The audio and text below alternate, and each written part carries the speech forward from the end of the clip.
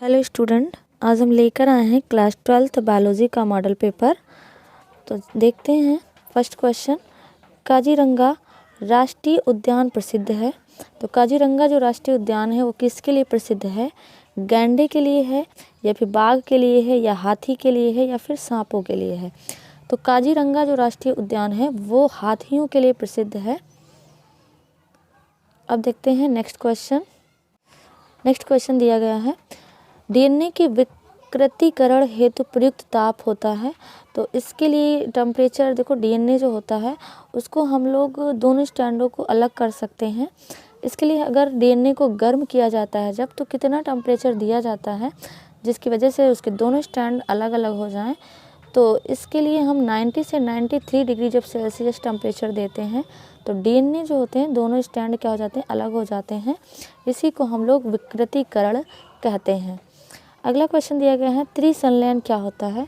तो त्रिसंलयन जो भ्रूण कोश होता है उस भ्रूण कोश के बीच में जो द्विध्रुवीय कोशिकाएं होती हैं और इनके पास में एक आके मिलता है नर जनन कोशिका। तो इस तरीके से यहाँ पे संख्या इनकी हो जाती है 3, तो जिसको हम लोग कहते हैं त्रिसंलयन। इसलिए इसका आंसर सही है द्विध्रुवीय कोशिका और नर जनन कोशिकाएं। नेक्स्ट क्वेश्चन दिया गया है, हर्शे तथा चेज ने अपने प्रयोग द्वारा सिद्ध किया था। हर्शे और चेज ने एक एक्सपेरिमेंट किया था और उन्होंने बताया था कि जो डीएनए होता है वही एक क्या है, आनुवांशिक पदार्थ है। तो इसका जो राइट आंसर है वो ऑप्शन है बी। अब आते हैं अति लघुत्तरीय प्रश्न में। जो पहला प्रश्न दिया गया है, चारगाफ के नियम की व्याख्या कीजिए। चारगाफ का नियम क्या है? तो एक साइंटिस्ट हैं जिन्हें कहते हैं इरविन चारगाफ। इरविन चारगाफ ने सन 1950 ईस्वी में डीएनए में जो उपस्थित होते हैं क्षारक उनका मापन किया और उसने कहा कि जो एडेनिन होता है वो थायमिन के बराबर होता है और जो ग्वानिन होता है वो साइटोसिन के बराबर होता है। यानी कि हम कह सकते हैं A+G बराबर T+C। जो एडेनिन है थायमिन के बराबर होता है, ग्वानिन जो है वो साइटोसिन के बराबर है। एडेनिन जो है वो एक प्यूरिन होता है, थायमिन जो होता है वो एक पिरिमिडीन क्षारक होता है। तो यहाँ पे बताया गया है कि जो प्यूरिन क्षारक होते हैं वो पिरिमिडीन क्षारक के बराबर होते हैं। इनका जो अनुपात होता है एक ही जाति में समान होता है, लेकिन भिन्न भिन्न जातियों में भिन्न भिन्न इनका अनुपात होता है। अगला क्वेश्चन दिया गया है, मानव की आंत में पाए जाने वाले किन्हीं 2 सूक्ष्म जीवों के वैज्ञानिक नाम बताइए। तो एक सूक्ष्म जीव पाया जाता है जिसका वैज्ञानिक नाम है बैक्टीरियोइड्स ओरालिस, दूसरा है एस्केरिसिया कोलाई। ये दोनों सूक्ष्म जीव हैं जो मानव की आंत में पाए जाते हैं और ये पाचन में हेल्प करते हैं दोनों, और विटामिन जो के होता है उसको भी उत्पन्न करने में मदद करते हैं। नेक्स्ट क्वेश्चन दिया गया है, एक्सोन्यूक्लियस और एंडोन्यूक्लियस में अंतर देखते हैं। एक्सोन्यूक्लियस जो होता है वो डीएनए के सिरों को काटता है, यानी डीएनए के जो सिरे होते हैं उनके न्यूक्लियोटाइड्स को अलग करता है। और एंडोन्यूक्लियस जो एंजाइम होता है वो डीएनए के मध्य से डीएनए को अलग कर देता है। अगला अगर देखें अंतर, तो जो एक्सोन्यूक्लियस एंजाइम होता है वो डीएनए के एक ही स्ट्रैंड को काटता है। एंडोन्यूक्लियस जो एंजाइम होता है वो डीएनए के दोनों स्ट्रैंडों को काट सकता है। एक्सोन्यूक्लियस जो एंजाइम होता है वो आरएनए को नहीं काटता है और ये आरएनए को काट सकता है। कौन सा? Endonuclease enzyme. नेक्स्ट क्वेश्चन देखते हैं कि एक निषेचित बीजांड में युग्मनज प्रसुप्त के बारे में आप क्या समझते हैं? तो जो निषेचित बीजांड होता है जिसमें एक युग्मनज होता है, युग्मनज से क्या बनता है? भ्रूण का निर्माण होता है। और त्रिगुणित जो केंद्रक होता है उससे भ्रूणपोष का निर्माण होता है। भ्रूणपोष के बाहर के जो ऊतक होते हैं उसमें भी निषेचन के बाद कोई प्रभाव पड़ता है और उसके बाद में जो बीज होता है वो धीरे धीरे परिपक्व होता है, पकता रहता है। जिसकी वजह से वहाँ पे जल की मात्रा क्या होती रहती है, घटती जाती है। जब बीज अपेक्षाकृत शुष्क हो जाता है या सूखा हो जाता है इस समय जो भ्रूण होता है निष्क्रिय दशा में प्रवेश लेता है और उसे प्रसुप्ति कहते हैं। अगर यही जो है इसे अनुकूल परिस्थितियाँ मिल जाएं, जैसे नमी है, वायु है, ताप है, तो कोई भी बीज जो होता है वो अंकुरित होना शुरू हो जाता है। नेक्स्ट क्वेश्चन दिया गया है, राइजोबियम नामक जो सूक्ष्म जीव है उसका कृषि के क्षेत्र में क्या महत्व है। तो राइजोबियम जो होता है वो दलहनी फसलों में पाया जाता है और यह जड़ के जो ग्रंथिकाएँ होती हैं उसमें पाया जाता है, जो एटमॉस्फेयर या वातावरण की जो नाइट्रोजन होती है उसको बदल करके अनेक नाइट्रोजन के यौगिकों में बदल देता है। और जब हमारी ये फसलें पक जाती हैं, पकने के बाद में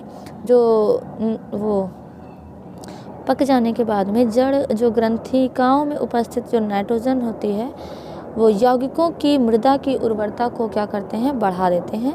अतः ये जो होते हैं जैव उर्वरक का कार्य करते हैं। नेक्स्ट क्वेश्चन देखते हैं, लैंगिक जनन से आप क्या समझते हैं। शरीर में नर तथा मादा युग्मक कहाँ बनते हैं, पूर्ण शक्त युग्मनज क्या है।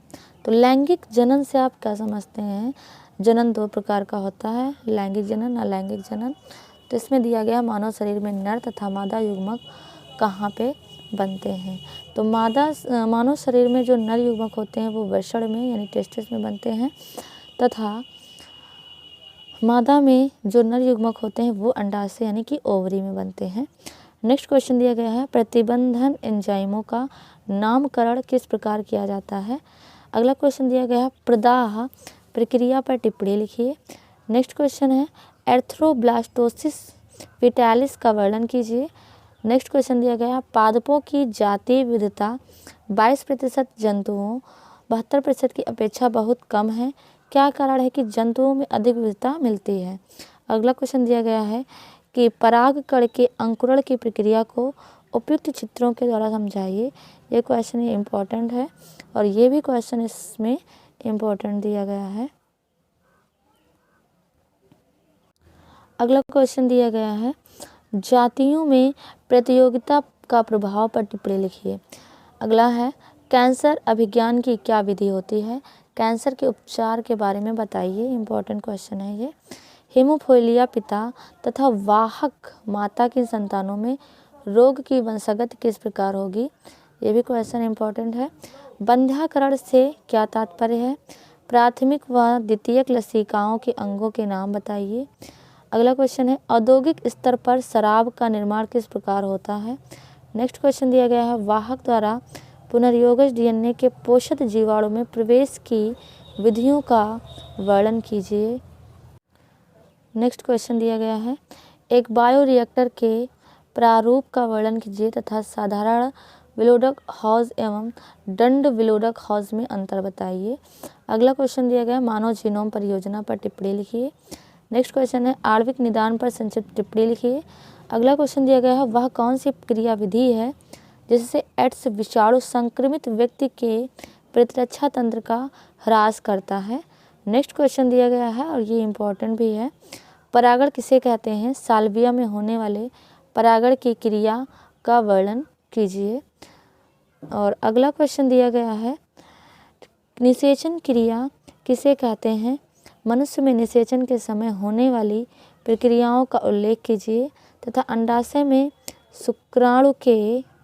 शुक्राणु के प्रवेश का नामांकित चित्र बनाइए तथा निषेचन का महत्व बताइए। नेक्स्ट क्वेश्चन देखते हैं, जैव विविधता के स्तरों को कितने भागों में विभक्त किया गया है, वर्णन कीजिए। या फिर प्रोटीन संश्लेषण का वर्णन कीजिए। ये मोस्ट इम्पॉर्टेंट क्वेश्चन है 2024 के लिए, इस बार पक्का ये क्वेश्चन आएगा। अगला दिया गया है, स्टेम कोशिका के बारे में आप क्या समझते हैं, चिकित्सीय उपचार में उनकी भूमिका की समीक्षा कीजिए। अगला है, मानव में अंडाणु जनन को विस्तार पूर्वक समझाइए। ये भी इम्पोर्टेंट क्वेश्चन है। ये एक कंप्लीट मॉडल पेपर है 2024 के लिए। यदि आप सभी बच्चों को इसका सल्यूशन चाहिए तो आप नीचे दिए गए बॉक्स में कमेंट कीजिएगा। नेक्स्ट वीडियो में हम इसका सल्यूशन साथ में लेकर आएंगे। यदि आप सभी को इनमें से किसी भी क्वेश्चन का आंसर नहीं आता है तो भी आप कमेंट कीजिएगा। हम जो है नेक्स्ट वीडियो उस क्वेश्चन के लिए बना देंगे आंसर के साथ में।